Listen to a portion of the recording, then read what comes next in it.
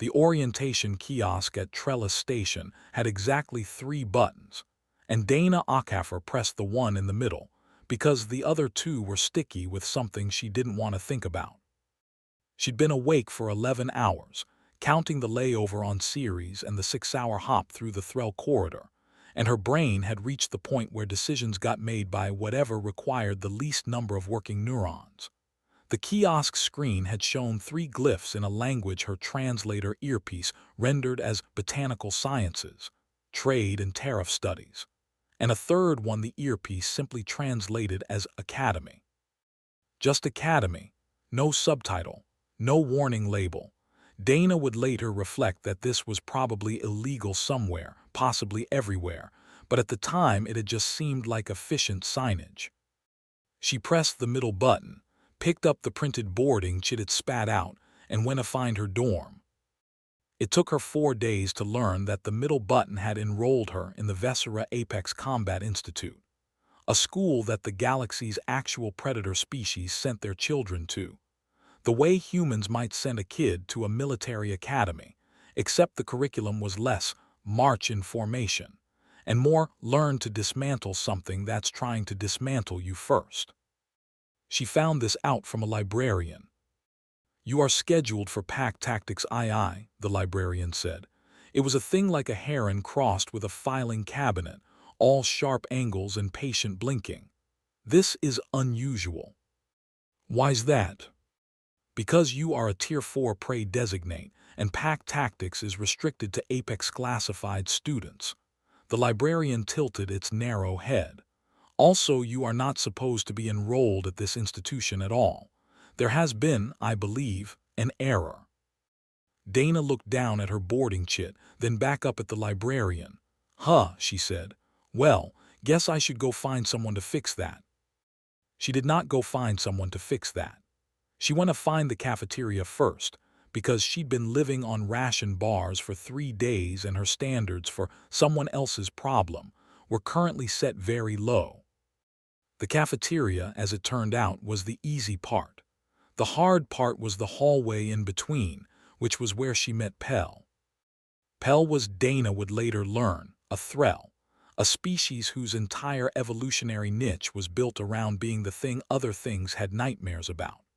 Pell had skin the color of a bruise that hadn't decided whether it wanted to heal, 4 eyes set in 2 pairs, and a voice modulator collar that smoothed out a vocal range humans weren't built to hear properly. Pell also had a clipboard, which was somehow the most alarming thing about her, because nothing in the galaxy looks more bureaucratically unstoppable than a predator with a clipboard. "You're the human," Pell said. It was not a question. The 4 eyes did a slow blink cycle, top pair then bottom pair, an expression Dana would eventually learn meant something like "I am recalibrating my entire morning around you." "Dana," Dana said, offering a hand to shake before remembering that Pell had no obvious hand equivalent and just sort of left it hanging there a beat too long. She pulled it back. "Hi. You are not supposed to be here." "Yeah, I'm getting that a lot." Dana hitched her backpack higher on her shoulder. "Enrollment mix-up. I was gonna go report it, but I haven't eaten since the shuttle, so." Pell's collar emitted a small grinding noise, which Dana would later learn was the Threll equivalent of a long, slow exhale through clenched teeth. "This is a combat institute. We train apex tier predators. You are prey tier. Do you understand what that means?" "That you guys eat first at the buffet." "It means," Pell said, with the strained patience of someone reading a hostage script, "that every student in this building has, somewhere in their biology, an instinct to chase, corner, and subdue things smaller and weaker than themselves. You are smaller and weaker than themselves. Your presence here is a significant liability." Dana considered this. "Is anybody gonna actually try to eat me, though? Like, is that on the syllabus?" "No, there are protections, strict ones. Eating a fellow student, even an erroneously enrolled one, carries severe institutional and legal consequences." "Then I think I'm fine." Pell's 4 eyes did something complicated, not quite a blink, more like a stutter, as if her optical processing had hit a patch of static. You think you're fine. Yeah. You are standing in a hallway in the Vesera Apex Combat Institute, telling an actual apex predator that you think you're fine. You seem nice, though. Pell did not seem nice. Pell, in point of fact, looked like several other predators Dana had seen on travel brochures specifically captioned "Do Not Approach." But Dana had grown up in a part of Lagos where the actual dangerous things landlords, scam callers, that one guy at the corner show. P, who definitely watered down the petrol, didn't look dangerous at all, and the genuinely threatening-looking things, like her uncle's enormous dog Biscuit, mostly just wanted belly rubs and snacks. Her calibration for scary had been broken a long time ago by reality refusing to cooperate with appearances. I am not nice, Pell said. I am an academic administrator experiencing a crisis. Cafeteria's this way. Pell's collar made the grinding sound again, longer this time. I will escort you. Do not touch anything. Do not look anyone in the eye for longer than 2 seconds. Do not, she paused, visibly searching for the right framing, do not be interesting. No promises. The cafeteria was enormous, vaulted, and built to seat species of wildly different sizes, which meant the tables ranged from ankle height to Dana's actual ceiling height, arranged in a kind of careful chaos that suggested someone had once tried to impose order and given up. It also went, the instant Dana walked in, dead silent. She didn't notice at first. She was looking at the food line, trying to figure out which of the steaming trays were food, and which were possibly live exhibit, do not touch, when she became aware that approximately 90 apex predators from a dozen different planets had stopped chewing mid-bite to watch her cross the room. This is weird, Dana said to Pell under her breath. You are the first Praetor individual to enter this room in the Institute's recorded history. Should I wave? No. Dana waved anyway to the table nearest her, which contained 4 students built like industrial cranes with serrated forearms. They did not wave back. One of them dropped his utensil. It clattered against the floor with a sound like a gunshot, and the silence in the room somehow deepened. You've broken something, Pell muttered. I waved at a guy. You have introduced an unresolvable variable into 90 different predator-prey calculus equations simultaneously. Please, get your food, quickly. The food line attendant, small, 6-limbed, visibly nervous, handed Dana a tray with shaking appendages and would not meet her eyes. Dana said thank you. The attendant flinched like she'd thrown something. She found an empty table, empty because, she would learn later, nobody had been willing to sit near her, and several students who'd already been sitting there had relocated mid-meal with what they probably thought was dignity, and sat down across from Pell, who had, against all apparent instinct, chosen to sit with the anomaly rather than flee the building entirely. Can I ask a question? Dana said, around a mouthful of something that tasted like a cross between rice and regret. You have been asking questions continuously since I met you. Why's everyone so freaked out? Like, I get the new kid thing, but this feels like more than that. Pell set down her own utensil, a long, hooked thing that looked more like a surgical tool than a fork, and seemed to consider how much to explain. Predator-prey instinct here is not a metaphor, Dana. It is wired into the brainstem. When a predator-tier student smells, sees, or even senses the proximity of something prey-tier, there is a cascade, adrenaline analogs, pursuit drive. Most species here spend their first 2 years of training learning to suppress that cascade around faculty, around prey-tier staff in administrative roles, around livestock displays in biology labs. It is exhausting. It requires meditation. Some students never fully master it. Okay, but I'm not running. That, Pell said, is the problem. How is that a problem? Isn't that like ideal? Nobody's chasing anybody, we're all just eating lunch. Pell's collar buzzed, a sound Dana would eventually learn was something like a sigh stuck halfway through processing. The pursuit drive does not require you to run. It requires you to exhibit prey behavior. Lowered gaze, increased distance, flinching, avoidance. These are signals. They tell the predator brain, correctly identified, threat status confirmed, instinct validated, you may stand down now. When you do not exhibit them, when you make eye contact, when you wave, when you sit calmly across from an apex predator discussing your lunch, the instinct does not get its confirmation. It does not stand down. It just escalates, quietly, in the dark part of the brain that doesn't use words. Dana chewed on that information along with her lunch. So I'm stressing everybody out by not being scared. You are causing 90 students to silently reevaluate their entire concept of what prey is supposed to do. She thought about her little cousin Ada, who used to walk straight up to the neighborhood's meanest dog, hands out, completely unbothered. And the dog, a genuinely unpleasant animal who'd bitten 2 adults, would just sort of stand there confused, tail wagging despite itself, because nothing in its programming covered. A small human person walking toward me like I'm furniture. That's kind of funny, actually. It is not funny. It is a 4-alarm pedagogical crisis. I am going to be filling out incident reports until I retire. Sorry. You are not sorry. You ate your entire tray without once checking the exits. I didn't know there were exits to check. That, Pell said, very quietly like a woman accepting a diagnosis, is exactly what I mean. Word travels fast in any institution, and by the time Dana finished her tray, a small crowd had gathered at a respectful, or possibly terrified, distance. None of them eating, all of them watching her the way you might watch a video of someone juggling chainsaws, equal parts horrified and unable to look away. A student detached from the crowd and approached.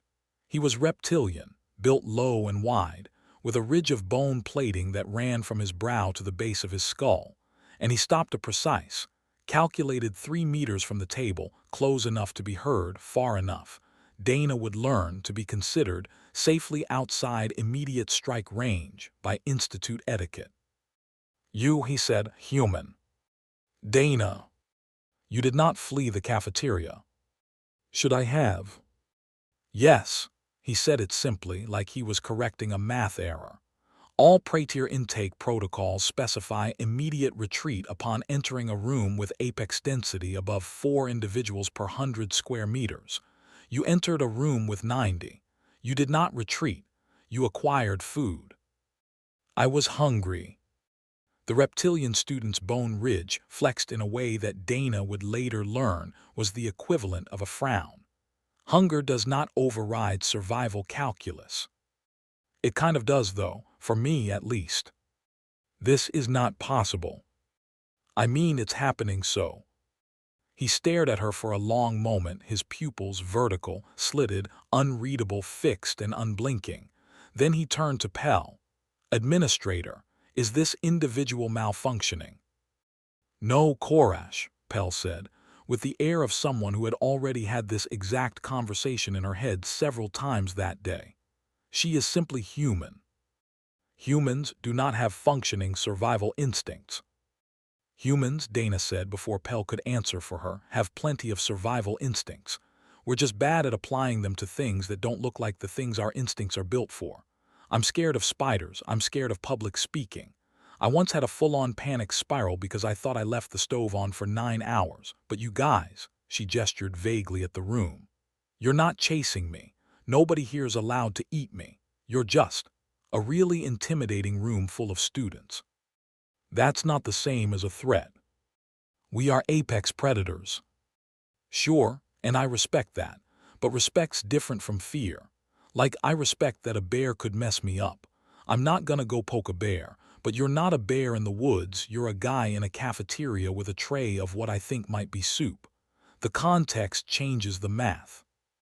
Korash's bone ridge did something else, something Dana couldn't read at all, and he turned and walked away without another word. his tail dragging a slow, thoughtful line across the floor. "You've just broken Koresh," Pell observed.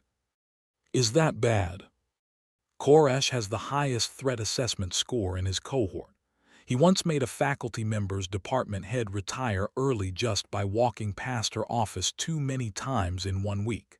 I don't think anyone has ever told him to his face that he is a guy with soup. Was that wrong of me? Pell's collar made a sound that, after a moment, Dana realized was something like a laugh, strangled, reluctant, and entirely new to the Threll vocal range as far as Dana could tell. "No," Pell said. "I don't think it was wrong at all." That evening, after Pell had escorted Dana to a guest billet near the administrative wing, with the explicit and repeated instruction to stay there, Dana did not stay there. She found this out about herself a while ago. The more firmly someone told her not to do a thing, framed as being for her own protection, the more she wanted to understand why, and the fastest way to understand why was usually to just go look. So she wandered. She found the science wing first, mostly by accident, and it was there that she ran into the one professor on staff who turned out to be, refreshingly, neither predator nor prey but something else. A caliran, a species built like a cluster of slow-moving crystal formations that communicated by light pulse and had, evolutionarily, never needed a concept of predator or prey at all, because nothing on their homeworld had ever successfully eaten one of them. "You're the human," the caliran said. Its voice came out through a small translator disc, flat and pleasant. Its internal light pulsed an idle blue-green. "I am Professor Ix. I teach xenobiology. I have been hoping you would wander past my lab." Word travels fast. "You are the most interesting thing T.O. happened to this institute in 11 cycles." Dana looked around the lab, tanks of bioluminescent specimens, charts of nervous systems she didn't recognize, something pinned to a board that was either a diagram or a very upsetting piece of abstract art, and felt something in her finally relax, because here, at least, was a room built around curiosity instead of survival. "Can I ask you something?" she said. "Why's everyone here so wired around the predator-prey thing? Like, genuinely, biologically, why's it so hard to switch off?" Professor X's light pulsed thoughtfully, cycling through a slow gradient before settling. "It is not a switch. That is the first misunderstanding most outsiders have. Most sapient predator species on your scale of technological development have spent, at minimum, several 100,000 years as actual predators before developing the kind of higher cognition needed for spaceflight, agriculture, written language. The instinct to track, corner, and subdue did not get deleted when they invented the wheel. It got layered over. Civilization is a fairly thin coat of paint on top of a much older machine. Same for prey species though, right? Like, I'm not exactly a wolf either. I'm not built for the savannah anymore." "Precisely my point, and the reason you are so disruptive here." The light pulsed faster, the visual equivalent of excitement. "Your species evolved as a prey and opportunistic predator hybrid, on a world where the greatest threats for the last several thousand years have been other members of your own species, and abstract systemic dangers, disease, famine, economic collapse, rather than large carnivorous animals. Your fear response has generalized away from anything resembling a predator's posture and toward things that resemble social and systemic danger. A loud growl does very little to a modern human nervous system. A strongly worded letter from a tax authority does a great deal. This is not a flaw in your biology. It is simply a different target." Dana sat down on an empty stool, turning that over. "So it's not that I'm braver, it's that my fears just pointed somewhere else." "Correct. You would, I suspect, be substantially more rattled by, say, a hostile performance review than by Koresh baring his teeth at you." "Honestly, yeah. The performance review thing happened to me once. I cried in a bathroom for 20 minutes. Koresh just makes me think about soup." The light flickered in what might have been amusement. "There is something else, too.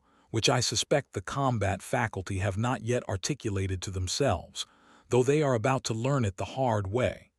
Predator hunting strategy here, across nearly every species in this institute, relies heavily on a target's anticipatory fear response. The prey sees the predator's stance shift, smells the chemical signal, registers the danger, and that registration causes a flinch, a freeze, a flight reflex that telegraphs the prey's next move before the prey has consciously decided on it. Skilled predators read that telegraph and counter it before it happens. It is, essentially, advanced body language analysis, refined over a few 100,000 years. And I don't telegraph because I'm not scared in the first place. You don't telegraph because your fear pathway isn't activating at all in response to predator-specific cues. From a combat training perspective, you are not a difficult target. You are an absent one. There is no signal for them to read because there is no fear generating the signal. It is the equivalent of training your entire career to read a particular kind of weather pattern and then meeting a creature that doesn't have weather. Dana laughed before she could stop herself. That's okay, that's actually a really good way to put it. I intend to write a paper about you, Professor X said, with what Dana could only describe as scientific delight. With your permission, of course. This sort of natural experiment does not present itself often. Sure, knock yourself out. Just, try not to make it sound like I'm a superhero or something. I got lost finding my own dorm room twice today. I will be scrupulously honest, Professor X said, though I make no promises about the conclusions other researchers will draw from the data. Dana made it back to her billet a few hours later, eventually, after asking a janitorial drone for directions, since pride had its limits, and found Pell waiting outside her door, 4 eyes narrowed, collar emitting a soft, irritated buzz. You were told to stay. I didn't. Why? Because stay here, it's for your own safety, makes me want to know what I'm being kept safe from, and the fastest way to find out is to go look. I met a professor. He was great. He's gonna write a paper about me. Pell's eyes did the stutter-blink thing again, which Dana had started to recognize as Pell's version of I genuinely do not have a pros. Door for this. X is writing a paper about you. Yeah. X has not published in 6 cycles. He stopped attending faculty meetings because, in his words, nothing in this institute was sufficiently novel to merit the energy expenditure of forming an opinion. Well, I guess I'm novel. You are catastrophic. Pell said it without heat, more exhausted than angry. Director Vask has called an emergency faculty session about you tomorrow morning. There is a strong possibility you will be expelled and transferred out within the week, which, for what it's worth, I think is the correct outcome, both for your safety and for the continued sanity of this institution. Fair, can I sit in on the meeting? No. Can I at least keep going to classes until then, since I'm here anyway? Pell's collar buzzed for a long time before producing words. Why would you want to? Because I paid an absurd amount of money to get out here on a 6-week travel visa, and going home having sat in a guest billet eating ration packs feels like a worse use of my time than going to combat school for a few days, even by accident. This is not how prey-tier individuals are supposed to think. I keep hearing that. I'm starting to think prey-tier individuals just need better marketing. Pell stared at her, a long, searching stare, the kind that on a human would have been rude, but on a Threll Dana was starting to understand was just processing. There is a combat drill scheduled tomorrow morning before the faculty session. Pursuit and evasion basics. First-year Apex students only. A pause. You are explicitly forbidden from participating. Got it, forbidden, noted. I do not trust that tone. I have no idea what tone you're picking up on. I'm a sweet, harmless, prey-tier individual. What tone could I possibly have? The drill arena the next morning was a wide, sand-floored ring. ringed by an observation deck where Dana, supposedly, theoretically, forbidden, sat in the front row with a granola bar from her travel bag, watching 12 Apex first-years line up for what their drill instructor, a towering, four-armed thing named Instructor Brask, called Pursuit Fundamentals. "The exercise is simple," Brask boomed, his voice carrying easily across the sand. "One predator, one designated prey marker." He gestured to a small floating drone about the size of a dinner plate painted bright orange. "Drone will simulate evasive prey movement patterns. Predator's task: anticipate drone's evasive vector before it commits, intercept before completion of evasive arc. This is foundational interception theory. You will use it for the rest of your careers." The first student stepped up, Korash, as it happened, Bone Ridge gleaming under the arena lights, and the drone activated, jittering through a complex randomized evasion pattern. Korash's whole body language shifted, weight dropping low, eyes tracking with the kind of stillness that made Dana's arm hair stand up despite everything Professor X had told her the night before. He lunged, intercepted the drone cleanly, 2/3 of the way through its evasive arc, exactly as instructed. "Adequate," Brask said. "Next." 6 more students went. 5 intercepted cleanly. 1 missed by a margin. Brask called "embarrassing" loudly enough that the student visibly shrank into himself. And then on the 7th round, just as the drone activated, Dana, bored, restless, and operating on the same impulse control budget that had gotten her into this entire situation in the first place, hopped the observation rail, walked out onto the sand and said, "Can I try?" The arena went, for the second time in 2 days, completely silent. "Absolutely not," Brask said, after a beat that suggested his brain had needed a moment to confirm what his eyes were reporting. "You are not enrolled in this course. You are not enrolled in this institution. Return to the observation deck. I just want to see if I can catch the drone. You are prey tier. The exercise is calibrated for Apex reflexes, Apex visual processing, Apex." "I played a lot of dodgeball as a kid," Dana said. "Come on, one try." There was a long pause, in which Brask looked at the assembled students, who were all looking at him with an expression that, if Dana had to guess, was somewhere between morbid curiosity and the specific delight of watching an authority figure get cornered by a smaller, stubborn creature.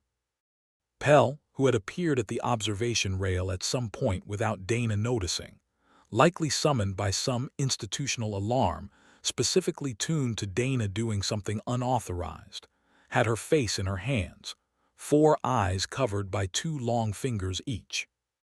"One attempt," Brask said finally, in the tone of a man who has decided the fastest way out of a problem is straight through it. "Then you return to the deck and we never discuss this again." The drone activated. It jittered left, feinted right, juked low. W.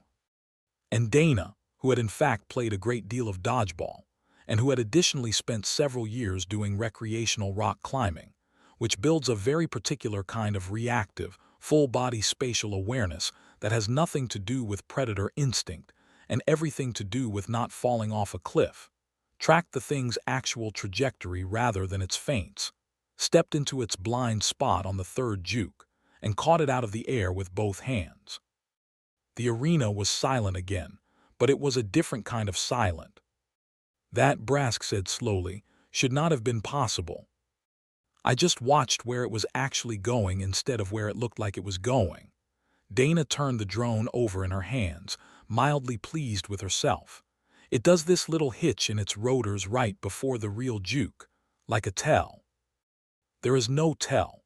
That drone's evasion algorithm is randomized specifically to prevent pattern recognition." "There's a tell, I just saw it." She held the drone out.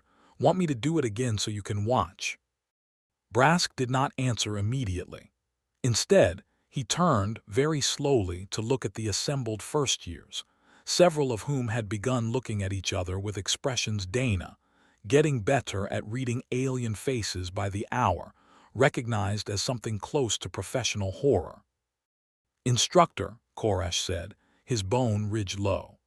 If the drone has a detectable tell that a Praetor civilian noticed on her first attempt, and we, as a cohort, have spent 6 months training to interception standard without noticing it. I am aware of the implication, Koresh. Then our training has a flaw. I am aware, Brask said again, with considerably more weight, and turned back to Dana with the particular look of a man recalculating his entire morning. Do it again, slowly if you can manage it. I want to see the hitch. It took 4 more demonstrations, 2 recordings, and 1 extremely tense replay session before Brask admitted, out loud, in front of his entire cohort, that the evasion drone's randomization algorithm did, in fact, contain a microsecond rotor hitch before every directional commit, a flaw nobody on the Apex-trained faculty had caught in 11 years of using the drone, because every Apex-trained eye that had ever watched it had been busy tracking threat posture and weight distribution. The same cues a living prey animal would give off, rather than watching the actual physical mechanism doing the moving. You were trained to read living things, Dana said, trying to be helpful and aware that she was several layers deeper into not my business territory than she had any right to be. The drone's not alive. It doesn't have weight distribution or a tell built out of muscle tension. It's got a rotor. You are all looking for the wrong kind of signal. This is. Brask flexed all 4 of his arms in a gesture Dana hadn't seen before, something between a shrug and a full-body wince. This is going to require a full curriculum review. Sorry. Do not apologize. This is, professionally, a disaster, and personally, the single most useful thing that has happened in this arena in a decade. He looked at her with an expression she was fairly sure was respect, mixed with something more complicated. How did a Praetor individual notice a mechanical pattern that an entire Apex-trained cohort missed? Dana thought about it honestly, rather than reaching for something flattering. Because I wasn't scared of it. You guys are trained from day one to read prey through a fear lens, distance, threat level, posture, all that. I just watched a flying disc do a little robot dance and tried to catch it like a frisbee. I didn't have your training, so I didn't have your blind spot either.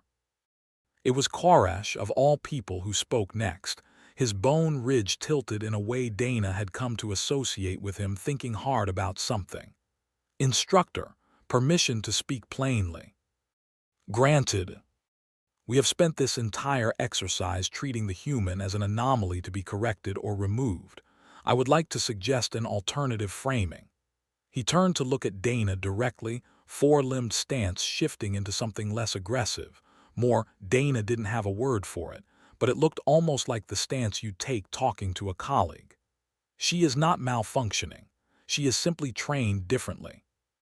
If our entire cohort has a blind spot that a first-day civilian can spot without trying, perhaps the correct response is not to remove the civilian.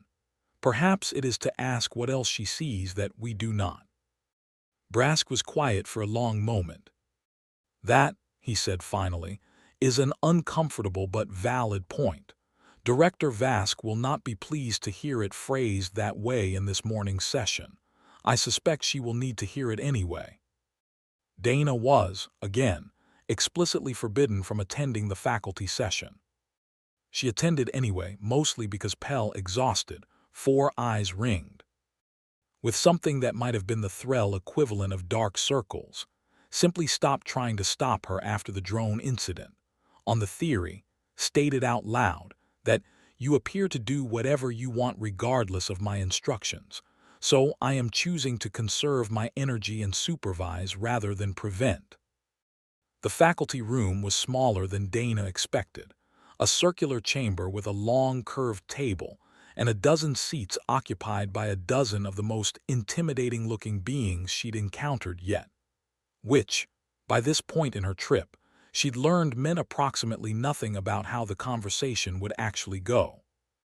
Director Vask sat at the head of the table, small for a predator-tier species, compact and gray-furred, with the kind of stillness that Dana had started to recognize, after 2 days of immersion, as the actually dangerous kind, the kind that didn't need posturing because it had never needed to prove anything to anyone. "Ms. Okafor," Vask said, without looking up from a data slate, "you were asked not to attend this session." I figured I'd come anyway since it's about me. Seemed rude not to show up for my own meeting. A faint sound moved around the table. Something Dana would eventually learn was the multi-species equivalent of stifled laughter, quickly suppressed. "We are discussing your transfer out of this institution," Vask said. "The enrollment error will be corrected. You will be relocated to an appropriate program within the week." "Okay, before you do that, can I say something first?" Vask finally looked up. "You may." Dana had not, in fact, prepared a speech, and so what came out was less polished than she might have liked, but it came out honest, which she'd learned over the last 2 days counted for more in this room than she'd expected. "I get that I shouldn't be here. I checked the wrong box. I'm not built for this. And honestly, most of what's happened the last 2 days has just been me being too tired and too curious to follow the rules properly. That part's on me, and I'm not gonna pretend it isn't. But I think something real came out of the mix-up by accident, and it'd be a shame to just file it under error, corrected, and move on without anybody learning anything from it." "Go on," Vask said, and her stillness shifted into something that, on a human, Dana would have called interested. "Your students are some of the best trained predators I've ever heard of. I believe that. But everything I've seen the last 2 days, Pell's protocols, Brask's drone, even the way the whole cafeteria reacted to me on day 1, it's all built around reading fear signals. Posture, distance, scent, hesitation. That's an incredible system if your targets are scared. But the universe is getting bigger, and not everything you're gonna run into out there is going to be scared the way your training assumes.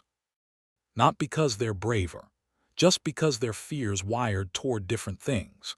You'll meet things that are calm in front of a predator and panic over something totally invisible to you, like a contract clause or a bad diagnosis. If your whole curriculum's built on reading fear, you've got a blind spot exactly the size of anything that doesn't fear you the expected way." The room was quiet. Brask, seated 3 chairs down, was nodding slowly, his arms crossed. "I'm not saying scrap the program," Dana added. "I'm saying maybe there's room for, I don't know, half a unit, 1 guest lecture something, on reading targets that don't telegraph the way prey usually does. I'm not the expert. I just happen to be a pretty good example of the gap."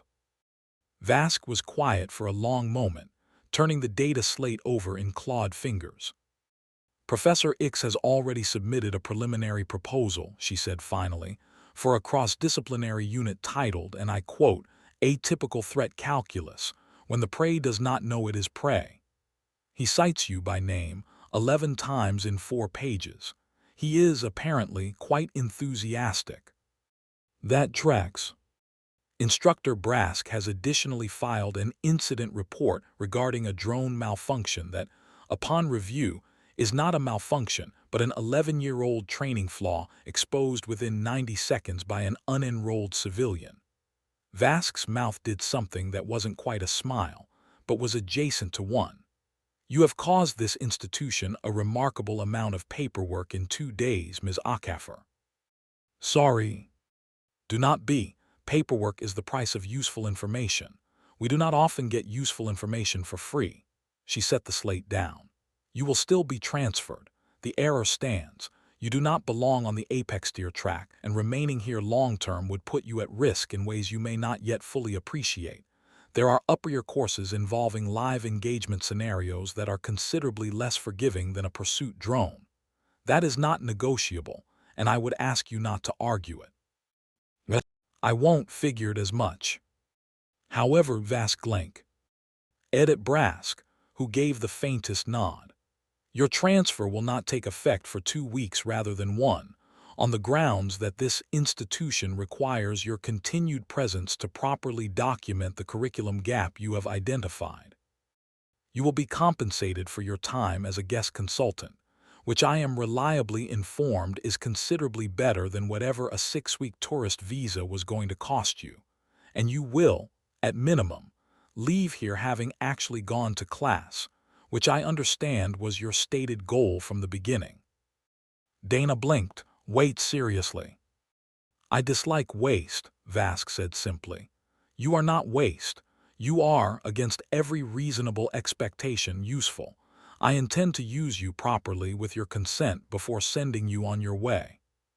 2 weeks later, on the morning Dana was due to ship out, she found Koresh waiting by the transport dock, which surprised her, because in 2 weeks of guest lectures and curriculum interviews, he'd said maybe 40 words to her total. You're catching the morning shuttle, he said. Yep, heading back to finish my actual program. Turns out the accounting school still got my spot open, if you can believe that. I came to say something before you left. His bone ridge shifted in that way Dana now recognized as deliberation. When you first arrived, I called you broken. I want to retract that. You don't have to. I want to retract it properly, Koresh said, with the particular insistence Dana had learned meant let me finish. This matters to me. You were not broken. You were simply built for a different kind of danger than the one I was trained to recognize. I have spent 2 weeks reviewing footage of myself, of my cohort, of 11 years of training drills, and I keep finding the same gap you found in 90 seconds. I do not think you are broken. I think you see clearly in places where the rest of us have been trained to see a fog that does not actually exist. Dana didn't have a great response to that, so she went with the honest one.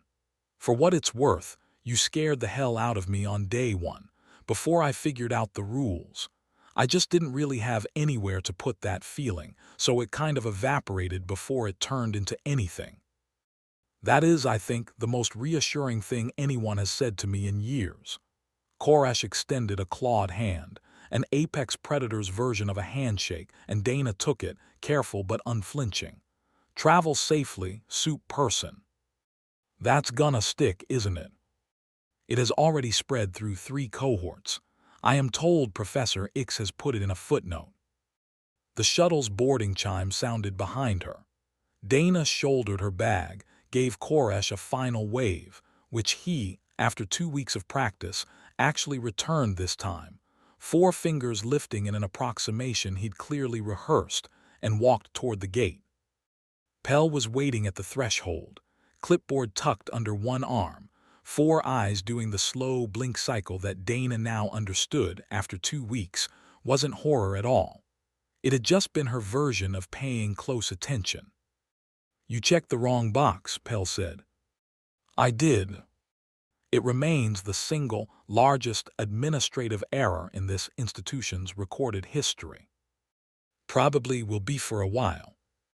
I have decided, Pell said, with the particular gravity of someone delivering verdict, that I am no longer certain it was an error in the way I originally meant the word.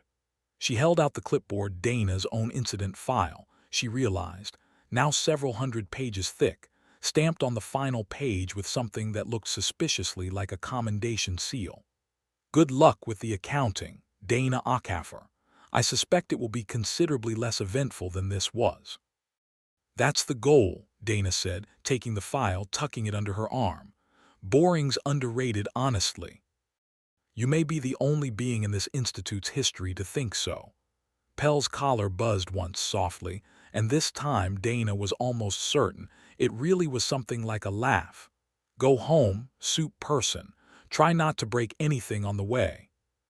Dana grinned, stepped through the gate, and didn't look back, not out of fear and not out of bravery either, but simply because she had a shuttle to catch, a granola bar left in her bag, and absolutely nothing in her wiring that told her she needed to.